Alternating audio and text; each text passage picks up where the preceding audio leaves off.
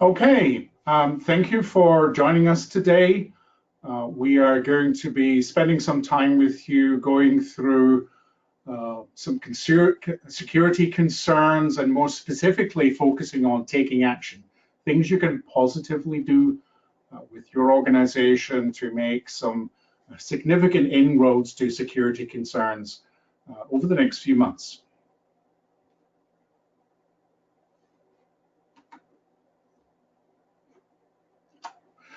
So there are two of us on today's session. My colleague, Bob Erdman, is a security product manager for one of our cybersecurity divisions.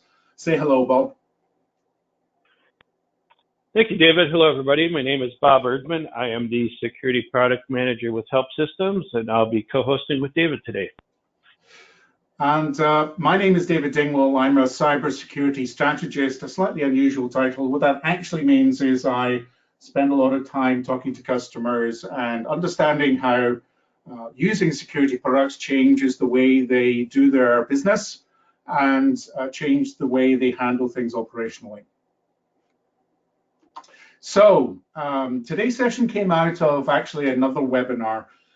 We were one of the co-sponsors of an annual trend report generated by an analyst, Enterprise Management Associates. Sometimes they're known more commonly by their initials, EMA. And every year they talk to their registered base and partners about surveys in all kinds of areas.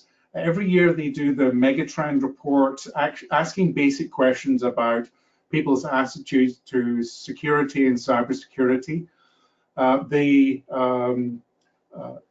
The base of people they talked to for this particular report was primarily North American, about 250 respondents, of which I think a third were from enterprise-sized organizations, 48% I think were medium-sized companies, and about 18% were small organizations. And you can see from the pie chart on the right-hand side, they made sure they got a fair spread between the C-level part of the organization, IT and operations management, and then the admins and support staff who actually do the day-to-day DevOps type activities that we use to support production infrastructure. One of the side effects of this report was a massive amount of data. There were many questions, I think over 50. The final report, I think, went on for somewhere between 30 and 50 pages with lots and lots of graphs.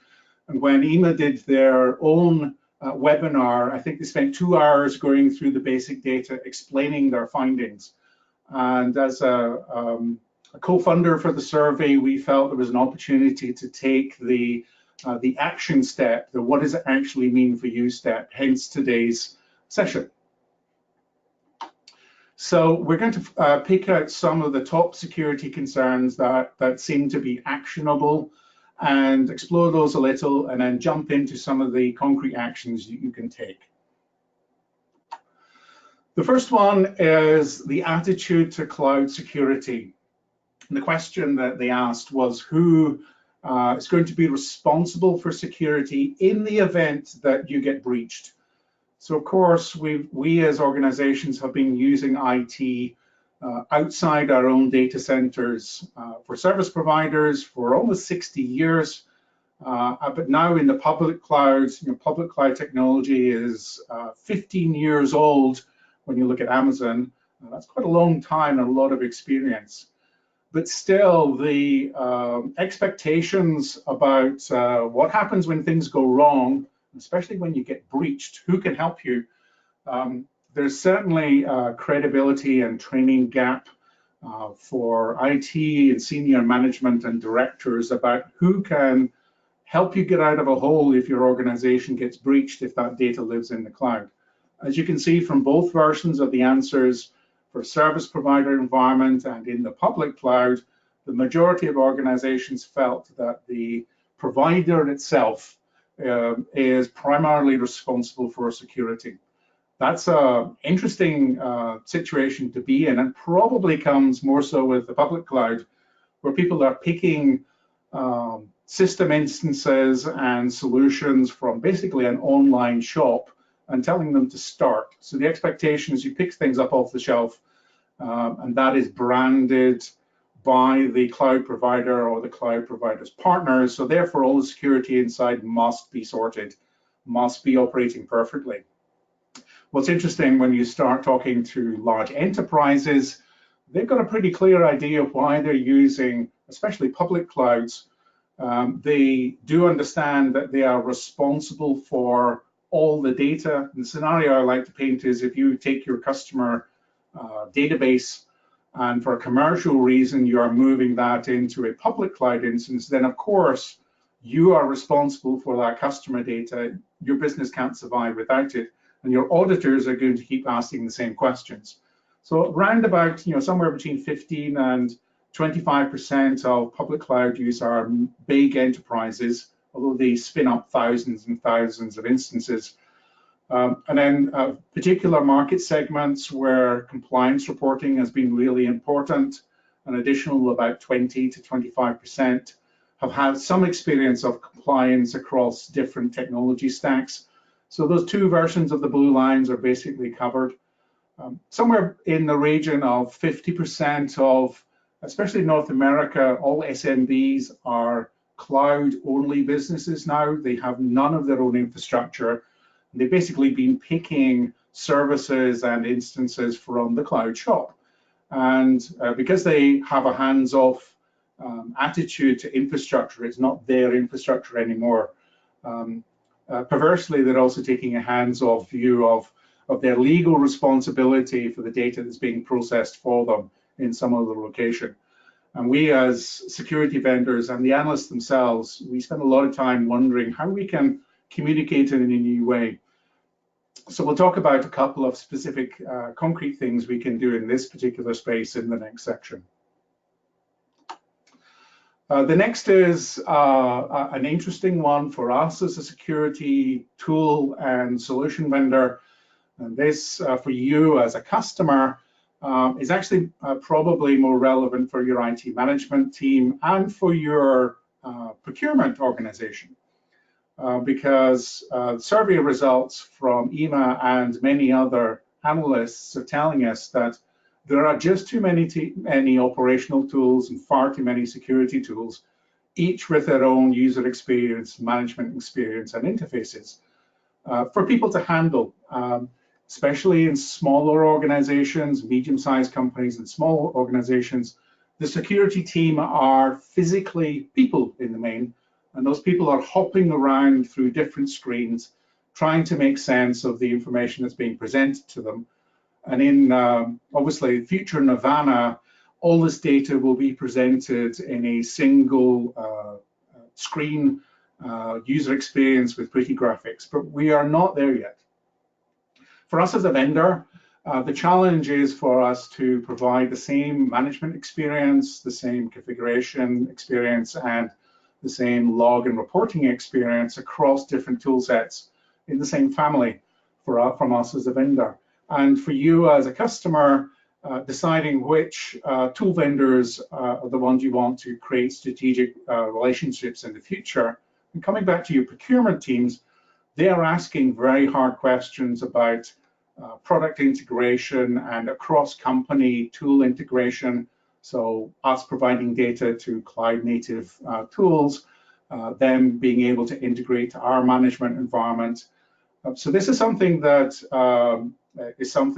particular people in your organization are really thinking about how this is going to change in the future, how it's going to make your operational and security teams more effective and more efficient, and how we as suppliers need to be able to respond over the asset buying cycles, the 5 to 7 or 8 year buying cycles for operations management tools.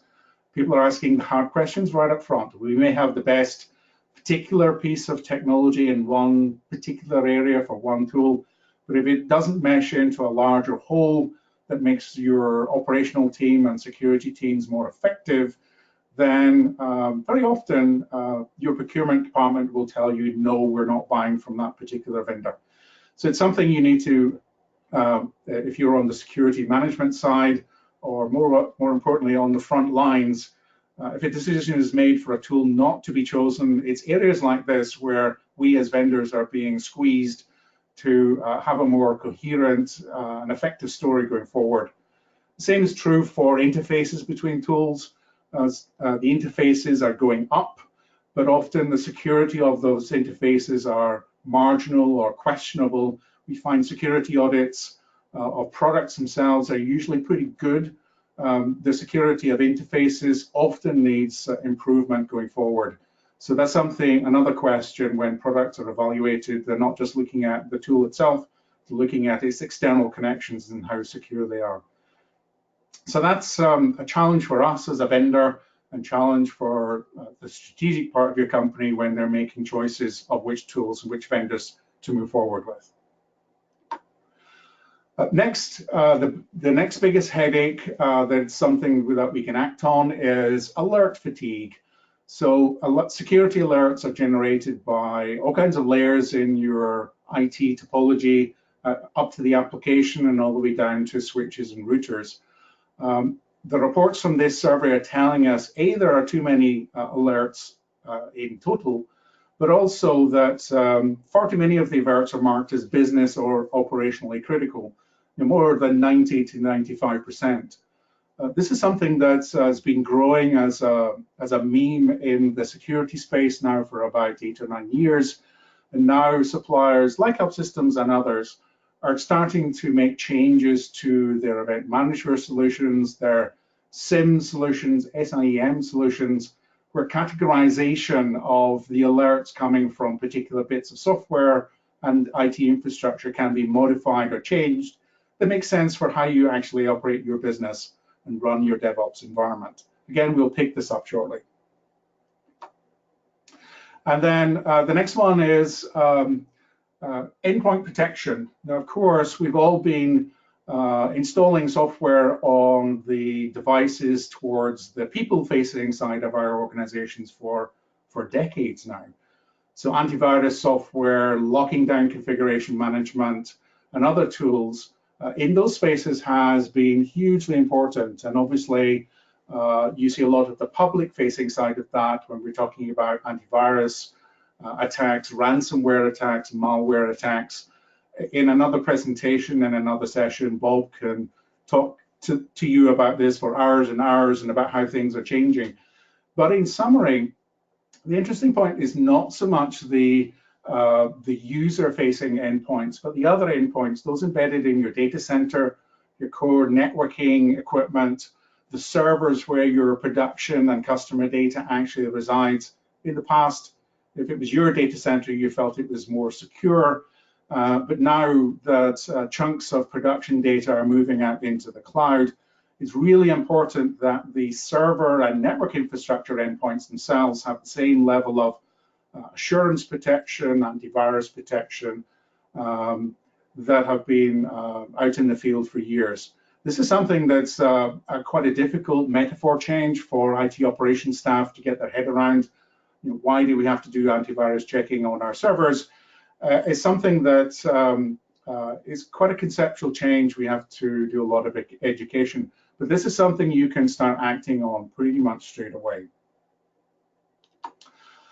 And then for those businesses who are starting down the road into the Internet of Things world, really exciting technologies, both customer facing, but also making life more interesting for your organization, adding more sensors, giving more information about how your business is running, especially if you're running service or manufacturing or transport-based organizations.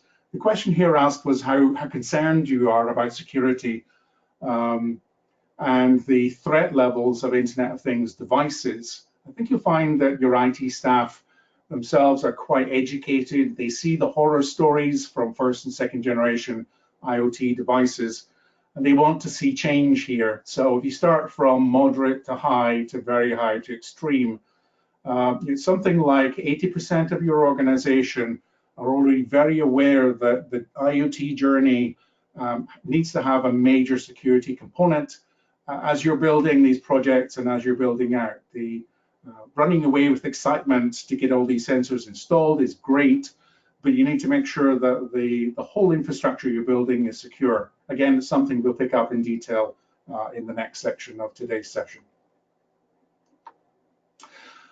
What's not in the report, but has come up with changes in the market and some regulatory changes, is some of the back-end system requirements and process changes. So California recently enacted the Security of Connected Devices Act, mandating mandatory configuration changes to IoT devices that face off to consumers, or networking devices that provide your home internet connections. That's going to require process changes for your organization this year. If you're operating in various geographies, the data from these IoT systems, especially if they have personal data, in some countries, they have to reside in data centers in that country. Russia is a great example of that. Switzerland for financial data. If you're doing home banking and some of the devices you can use there, those systems and databases must reside in country. China has been moving in a very different direction, has been focusing on the smart city concept. Analysts have been telling us now that they're about 6 years ahead of the rest of the world, and you can see major press releases about the activities they're doing there. But there's been some consequential security side effects that are lessons that we all need to learn. And then lastly, especially manufacturing companies have been using sensors in their process manufacturing environments. Transport companies have been doing the same. Financial institutions are starting to do significantly more with sensors. In the past, sensors were built and designed for those particular industries. Now, the new sensors are based on more generic internet technology. Sometimes the messaging connection between the IoT sensor and the back-end data warehouse may not be as secure as you think it is. And sometimes these messaging technologies have to be updated rather quickly, as they can affect tens of thousands or millions of sensors around the world pretty much immediately as soon as a vulnerability is identified. So let's move into the next section, and I promise I will allow my colleague Bob to start chipping in into some of these areas. So here are some of the things that we think you should be taking action on straight away, things you should really be building a business case and to explain to your management team and your executives the things you need to get hold of now. The first is cloud configuration assurance. This is your first step to getting your cloud infrastructure under control. As you know, people have been using public cloud technologies for almost 15 years now. In the US, more than half of the small and medium companies have no infrastructure of their own, are completely cloud-based. So many organizations, big enterprises, are splitting different parts of their production workload between private infrastructure and scalable infrastructure in the public cloud. And they have learned some lessons about security assurance and auditability.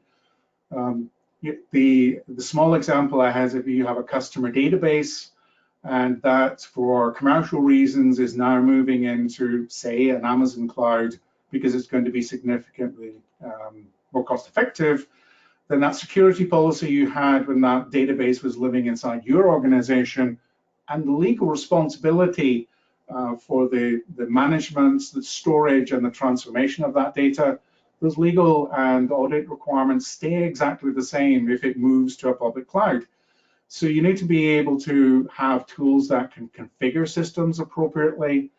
More importantly, if your security policies change for market change reasons or regulatory changes, you need to have some software that can make those changes across various cloud technologies, and for those to be enacted cleanly and to show clear evidence to your auditors that that has actually happened. So enterprises have gone down the route of using configuration management software or other tools to allow them to scale, especially security changes into multiple cloud technologies concurrently, and showing evidence that security policy is the same everywhere, and making sure that that is correct and is not stuck in a queue somewhere, not processed. So if you're not using or considering using configuration management products like Ansible or Chef or Puppet, and if you're a small or medium company, purely from an assurance perspective, and to take the foibles of individual operators out of the equation, scripting and managing your infrastructure going forward using automation is the way to go, and will keep the auditors out of your hair. The next part is exploring a bit more on the education side, the shared responsibility model for security. Bob, why don't you pick this one up? Sure, thank you, David. As we see a lot, especially in these cloud environments, many of the breaches and the data leaks, in fact, a great majority of them are really caused by misconfigurations and people not really understanding who is responsible for what in these environments. And this is especially true as we're moving into more of that hybrid cloud model in a lot of organizations, where parts of those workloads are beginning to shift up into the public infrastructure. And this even applies if you're using private cloud vendors, somebody who's hosting things for you. The cloud vendors themselves are not responsible for everything. So you can easily get up and create something out in the cloud that is leaking data or providing access into your environments. And we see this quite often, both with storage areas like Amazon S3, where you can easily go up and create a storage bucket and start shoving personal data up there. And now that data, if you don't configure it correctly, is accessible to the world. And we're seeing the same thing internally. If people are starting up a new project and they're going to look at a 6 or 8 week procurement and provisioning process to run through their normal IT infrastructure, or they can get that smart guy in the corner to just jump up and create a server on Amazon and put it on a credit card. It's really easy to get up and create these kind of shadow IT infrastructure pieces. And the cloud vendors are trying to do their best to help people understand, to help people make better choices. Amazon, Microsoft, Google, all the big vendors are doing this. And it's really just understanding what's called the shared responsibility model and who is really responsible for what inside of these organizations. Your cloud provider is really responsible for the security of the cloud. So the physical plant, the edge access, so you to get into it, making sure that you have high availability across different regions and across different geographic areas, fire suppression, security, all of those different things. But once you provision systems into that infrastructure, now it is much more of a customer responsibility for security in the cloud. So when you spin up an operating system up inside of your cloud provider, you're responsible for the security of your connections.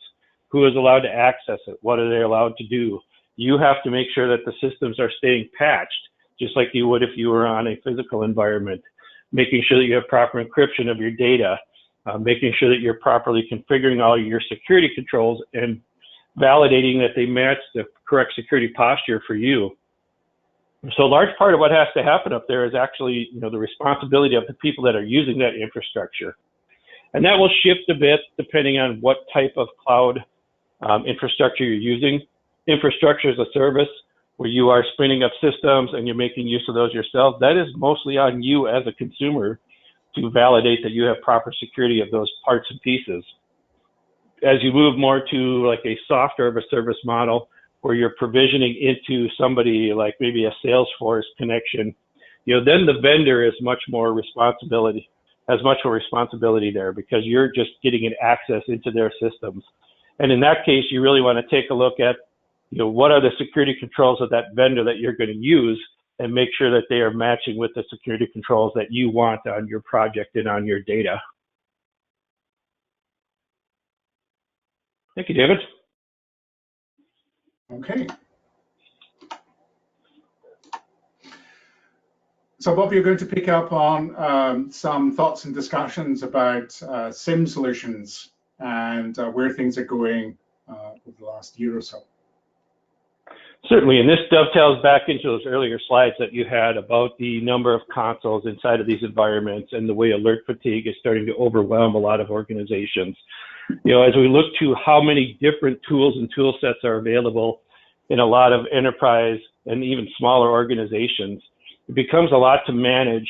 And all of those tools are trying to tell you to do something. They're continually sending you data and telling you should go look at this. And if they're not, then you're not even sure that they're actually doing anything for you. And we know from a lot of public data that maybe 5 to 10% of these alerts are actually even looked at in many organizations because there's just such a large volume of those. And SIEM tools are really set up to help you consolidate and coordinate all of that different data across your network. We know that the average time to discover a breach is approaching almost 200 days. Then you generally have a lot more days and weeks of cleanup after that. And we want to make sure that we're using something that can help us, consolidate data across our organization, give us ways to see what's actually actionable, and help us prioritize the different things that we really need to do. Maybe only 5 to 10% of the things coming through our data center actually are things that we need to look at, but we need to know which 5 to 10% those really are, so that we can get rid of that white noise, filter out things that don't really matter to us so much. We want to make sure that we have ways to correlate that data. So maybe a valid action on server A, something that actually happened as it should, and a valid action on server B, when you combine them together, becomes something that you have to take a look at. So maybe I created a user over on server A and it was immediately used to log into a financial system over here on server B. That's not normal activity. And you want to use your SIEM solutions to help you correlate those two different actions that both passed. So they probably didn't raise a red flag at either endpoint, but when you look at them together, that's something that you need to be aware of. The faster that we can discover these activities, see the things that are happening inside of our networks, the cheaper it is for us. The longer that people are allowed to sit on these systems, hide within the environments, generally the more expensive these breaches are at the endpoint. The average cost is almost $3.5 million, about $150 per stolen data record when there's a data breach. So it's all about how quickly we can get into these environments, understand what's going on, and make sure that we can alert the correct people when things are happening.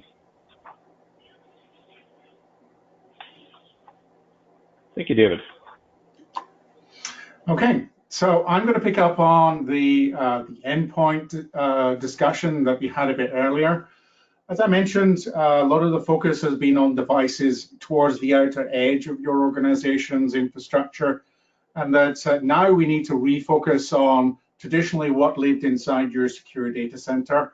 I have heard operations staff ask questions like, why do we have to have antivirus software on our servers? That discussion gets more interesting when you say, okay, your executives have told you that in 3 months' time, those servers are going to live in a cloud, in a data center that you don't control. And if someone gets that data, our business is sunk. All of a sudden, the posture of your IT operations staff and your management do seem to find a business case to put the same kind of processes and tools that have been deployed on your corporate PCs and mobile devices for years back into your core infrastructure. The same is true with network switches and routers. If you have or have not been part of the latest procurement cycle for networking devices, a lot of the new kits in the top of racks specifically are new switches that are running a version of Linux or OpenBSD, Unix or Unix-like operating systems, which themselves have potential access points. Most of these network devices and switches are shipped with password authentication, which may be totally inappropriate for your vertical or for the compliance regime that you operate in. So configuration management software to make sure these devices are personalized, the security software to make sure that its ROMs and security code is updated. You need to start treating your network switches as just another server. So any security policy that you have been running against your servers for years, including vulnerability tested, needs to be done in exactly the same way with this new generation of open network switches. So that's an interesting discussion that can move very, very fast with your operations team, especially when you start asking questions about which cloud are you going to be in this year, which cloud might you be in next year, and how are you going to have to protect yourself. The interesting one, a variant of this, is when you start talking about the Internet of Things. Obviously, there are two parts to the IoT excitement, and the first part is the user-facing part, the device or sensor So with the California regulations just about to kick in before the end of this year, any new device or even something like your home internet router, when it's shipped to you and you turn it on for the first time, there must be a configuration process to change things like default passwords, update default security information, and set up the secure connection to the vendor to make sure that they can do a secure update at some point in the future. For those of you who are using IoT in your business, you need to set up these sensors and treat them like a business asset, almost the same way you used to treat corporate PCs in the past, where there's asset management, configuration updates, and again, the appropriate secure connection to the vendor that's providing the sensor to you to make sure that it can be securely updated in place in production. Because of course, sensors tend to be in place with life cycles of in the region between 8 and 20 years. You don't want to be ripping this stuff out, especially if they're in remote locations. You want the security insurance to keep going into the future. So from that perspective, I find the California regulation is quite nice and short. It does kind of encapsulate the life cycle of the sensor or device out in the field, or the smartwatch on the preschooler's wrist that's providing location data to their parents, and making sure that they are both secure now and will stay secure into the future. As a security analyst, I find the discussion about back-end compliance, these massive data warehouses accepting tens of thousands or millions of records from all of these sensors and devices, whether it's consumer-facing or back in your IT process, manufacturing infrastructure. These data warehouses are the heart of your business, on how it's beating now. It gives you lots of real-time information. So how that is hosted and configured, you need to treat that in a very different way from general IT and general production infrastructure. It needs significant network hardening. The infrastructure needs access management to be pushed up, so two-factor authentication or multi-factor authentication, because this data warehouse may be holding real people identifiable information, and data protection regulation has ramped up quite significantly over the last 3 or 4 years. As I mentioned before, the servers where all these systems need to be protected, if there's data flying back and forward and files being transferred up and down, the operating system needs to be continually checked for antivirus exploits, people trying to break in with malware or remote attacks. Or more on the production and business process side, you need to prove to your market and to your regulator and to your auditors that the data sitting in this warehouse is being processed in well understood ways, that how the data is transformed and aggregated still meets data protection requirements. So for some types of personal data, say for example, you're picking up the health data from someone's smartwatch or a mobile device, then you want that personal health information to be completely anonymous whilst it's being processed and managed. That can be done in 2 different ways, with encryption and anonymization, or tagging. Tagging replaces all the personal data with a unique identifier, and that mapping is handled elsewhere, away from the data being processed. So there's massive amounts of preparation and planning if you're going to be implementing IoT. For those of you who are in the middle of this right now, there are things you have to fix before the end of this calendar year, and you need to make sure that you are auditable and compliant, and that this very large infrastructure, both front and back end, can survive audit and security updates over the life cycle of this infrastructure. Your back-end warehouse may have a lifespan of 5 to 10 years. Sensors and consumer-based equipment might have a 20-year lifespan based on how sensors have been used in business in the past. So that's a big business commitment and a big life cycle discussion. Before you start playing with the fun part of installing sensors everywhere, there's lots of business assurance and risk management to be taken into care beforehand. Bob, you're going to take the next section, things people to think about life cycle of an infection?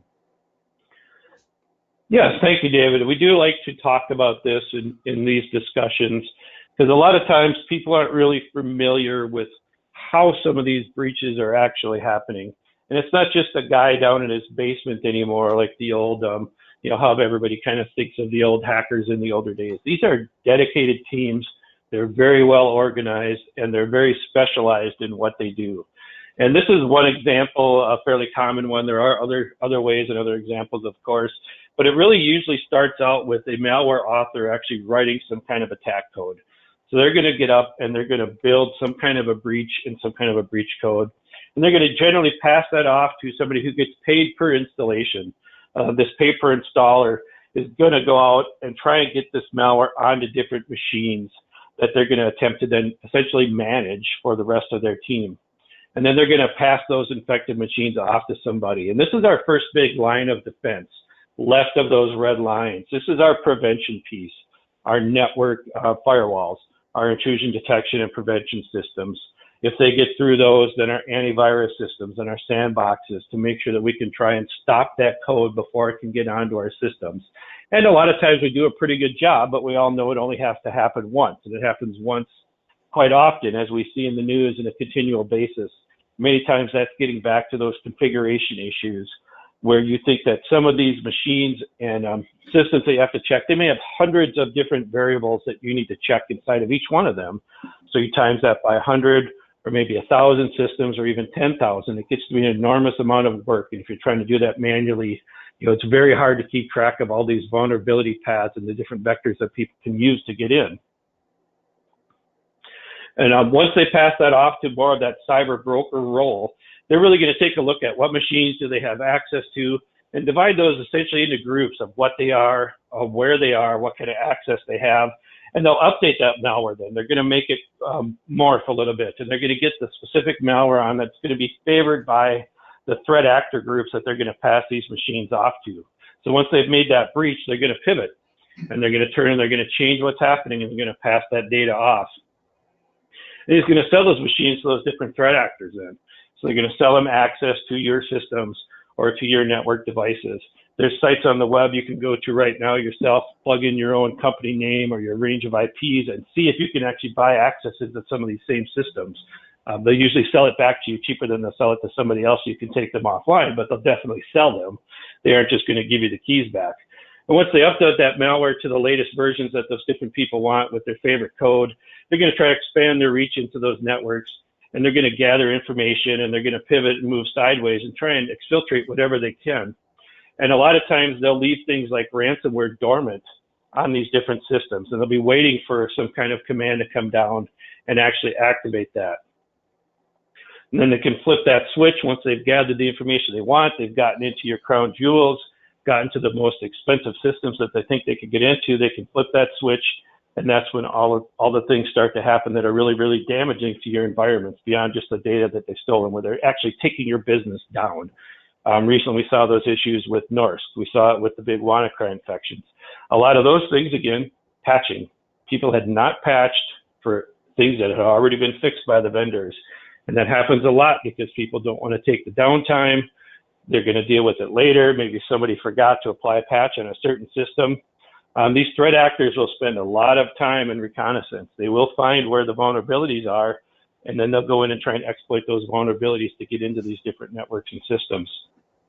One area that we see that gets forgotten about a lot is management planes. So most of the new servers you'll buy today have a specialized management port to give you direct access.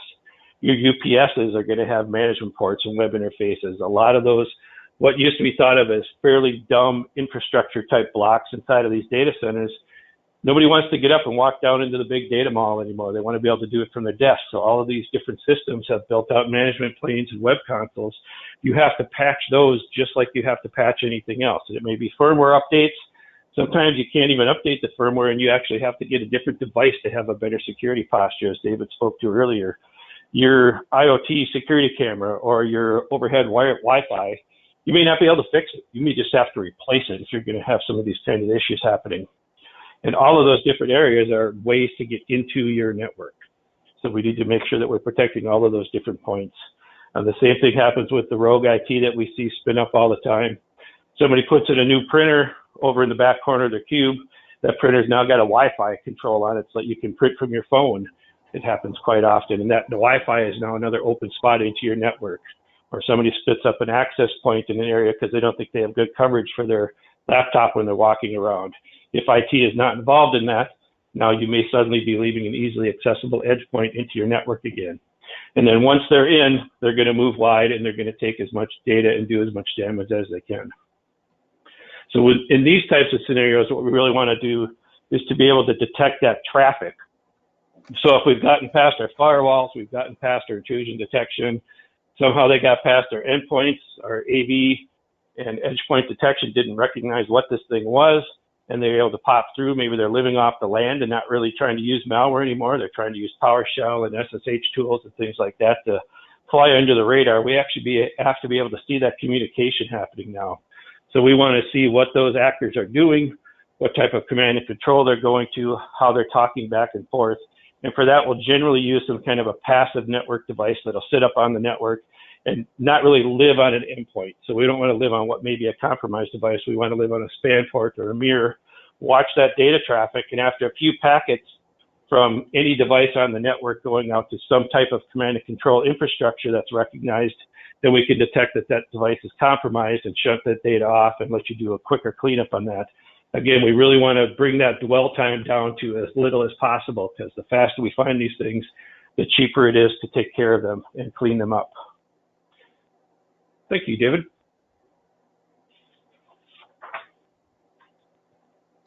Okay, that's great. So obviously, as a solution provider, getting this information from an analyst like EMA has been great, but then at the end, we need to translate back into products and services that we can offer you and help you with some of these critical actions. So what we thought we'd do is two things. One is map some of our technology and solutions to some of the areas we've talked about today. So for cloud configuration, we have an identity and access management solution, which would allow you to configure security at scale, up to hundreds of thousands of servers and instances at the same time. The security responsibility model is an interesting discussion that we have with the more business-focused people in our customers and in prospects. We can offer some security consulting in that space. For SIEM solutions, we have what we call Event Manager, which is pretty much a SIEM solution for medium and small companies. We tend to find enterprises have their own, but there's a very driving demand to aggregate data and pull that all together. For the IoT devices and setting them up stage, the personalization and initial configuration is now a mandatory requirement from the device manufacturers. So I don't think that we would have a role to play there, but we certainly have a role to play later in analysis. And for the endpoint protection for servers in your database or the servers now being moved out into the cloud, and also for the data warehouse infrastructure that is the back end of the Internet of Things story, we have a number of products and services for access management, Linux antivirus. Obviously, a huge amount of new cloud technology is being fired up on enterprise Linux versions on most of the major cloud platforms around the world. Using Event Manager again for log consolidation of these clusters of critical infrastructure. We have a network insight tool, as Bob mentioned, to interrogate and look at what's going on in your network and make sure that network configuration is fit for purpose. And obviously, for especially for the data warehouse backends, penetration testing of infrastructure that holds personal information is now a mandatory requirement in many data protection regimes. We can offer that as a security service. So what I'd like to do now is just fire up a quick poll for those of you who might have some interest in some of these product areas or some of the action areas that we've talked about in today's session. So let me just launch a poll now, and you can register your interest in any of these product areas that we have that will cover some of these solutions. Sometimes, I'll keep talking whilst you're registering your poll. It's difficult to map a product or a product catalog description on a vendor's website to make sure to understand how that actually impacts some of the real world DevOps and IT operations problems you have right now. So that's why I pulled up this slide to show the mapping between the products and some of the security problem areas that we've been talking about today. That's good. People have been firing away on the poll results. That'll give us some good information. We can contact you on a one-on-one basis after this session is finished. We've had one question whilst that is running, asking whether the presentation will be available in slide format. So we have the recording of the session itself. We can, for those of you who are Help Systems customers, talk to you about getting access to some of the slides that you can use for your internal discussions. So we can deal with that on an individual basis. So the person who asked the question, we can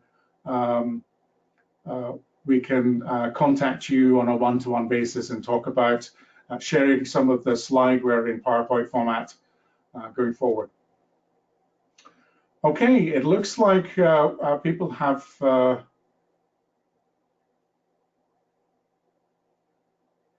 finished their polling. That's great. Thank you very much. That's excellent information.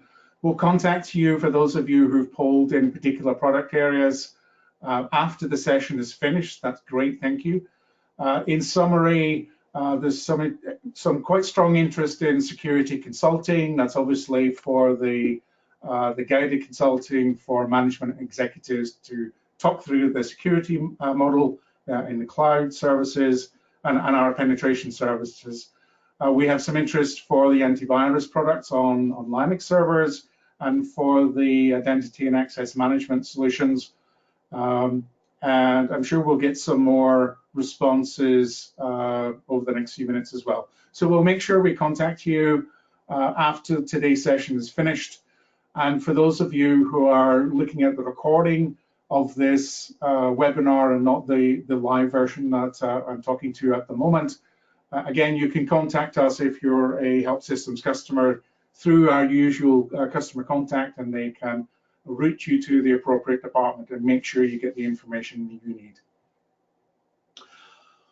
Okay, Bob, I think we've captured people's attention for almost 50 minutes today, so I think I'd like to call today's session to a close.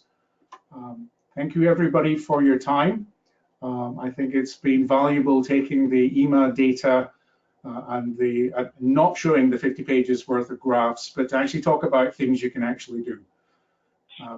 Any final thoughts, Bob, before we close down? Oh, just thank you, everybody, for joining. It's always great to talk to people about security concerns and help, raise awareness inside of these organizations and all the different things that we hope everybody is looking at and starting to pay attention to these days. Great. Thank you for your time. Thank you for joining us. And I hope you found this 50 minutes to have been valuable and useful. For those of you who have found this not to be appropriate to your business, then that's interesting too. I'd love to have a discussion with you about what's actually going on in your organization and some of the security concerns that are affecting you and pushing you to make investments over the next 2 or 3 years. Thank you very much for your time, and we'll be joining you again with another cybersecurity webinar next month. Thank you very much.